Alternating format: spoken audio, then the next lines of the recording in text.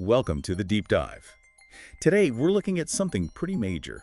Harvard University, well, they've lost their ability to enroll new international students. That's right. Their SEVP certification has been revoked. And this isn't just about future students, right?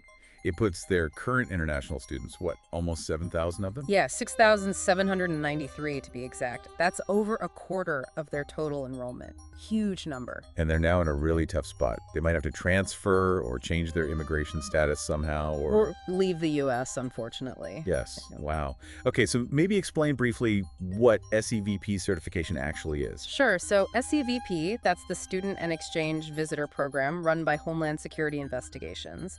It's basically the system that allows universities like Harvard to issue the I-20 forms. Those are the forms international students need for their visas, right? Exactly. Without SEVP certification, a university just can't legally bring in or keep international students for study. Got it.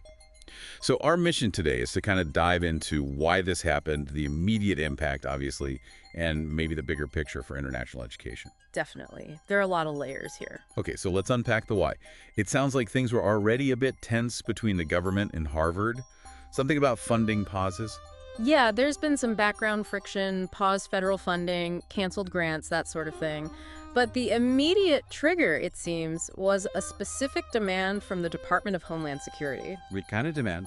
They wanted detailed records on Harvard's international students.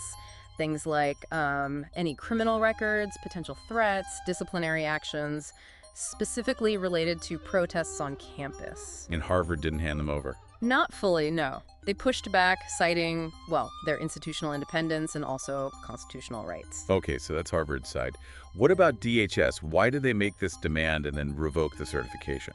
Well, DHS Secretary Noem stated the revocation was due to what she called pro-terrorist conduct on campus. Wow, strong words. Very. The statement mentioned fostering violence and anti-Semitism, alleged coordination with the Chinese Communist Party, and fundamentally, Harvard's failure to provide that requested information.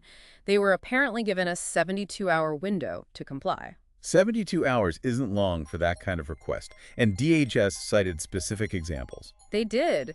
Things like how Harvard allegedly handled discrimination, incidents involving Jewish students and pro-Hamas groups, hosting members of the XPCC. Which is linked to the Chinese Communist Party, I believe. That's the connection cited, yes. And also concerns about foreign funding sources, so a whole list of alleged issues contributing to this decision. Okay, so these are the stated reasons from DHS. Let's shift to the students. Nearly 7,000 people facing. Well, what exactly? Massive uncertainty, first and foremost. Their main options, realistically, are 1, try to transfer to another university that is SEVP certified. Which must be incredibly disruptive. Hugely. VisaVerge.com has actually done some analysis on how visa status changes have played out in past situations. But it's never simple. Option 2 is trying to change their immigration status, maybe to a work visa if possible. But that's complex and not available to everyone. And the third option? Is leaving the United States. Leaving. Imagine being, say, a PhD student from India, years into your research at Harvard, and suddenly facing that. It's devastating to think about. And interestingly, we're hearing reports that many of these international students initially supported Harvard's stance. Supported them not handing over the records. Yes, exactly. They felt the university was, doing the right thing by resisting those demands initially. But now their focus is understandably on, well, potential deportation and needing Harvard to help them finish their studies, secure their futures. And there are wider concerns too, right? Yeah. Beyond their individual situations. Absolutely. Concerns about silencing international voices on campus, losing that diversity of perspective, and the potential long-term hit to Harvard's global standing. Will top students still apply? That leads to the broader implications.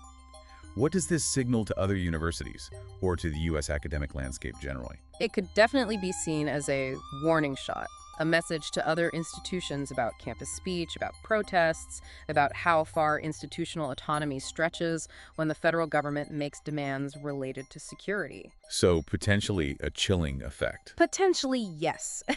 It could damage Harvard's reputation for attracting global talent, for sure. And more broadly, the U.S. has always been a top destination. Actions like this might make prospective students think twice, which could impact America's academic competitiveness competitiveness long term. VisaVerge.com suggested this case will likely influence future government-university interactions too. Yes, it seems inevitable. This sets a precedent, or at least raises questions about how these interactions will work going forward. Okay, so let's try to sum this up. Harvard loses its SEVP certification. Thousands of international students are in limbo. It stems from a conflict over demanded student records linked to campus conduct and safety concerns cited by DHS. And the fallout could be significant, not just for Harvard, but for international education policy in the U.S. That's the gist of it, a really complex situation with major ramifications. It really makes you think, doesn't it? Yeah. With knowledge and talent flowing so globally these days, what does an action like this signal about the future of international collaboration in academia? That's the big question, isn't it? How do universities navigate that tricky balance between their own independence and government oversight, especially in a world that feels increasingly connected, yet also perhaps more contested? Something to watch, for sure.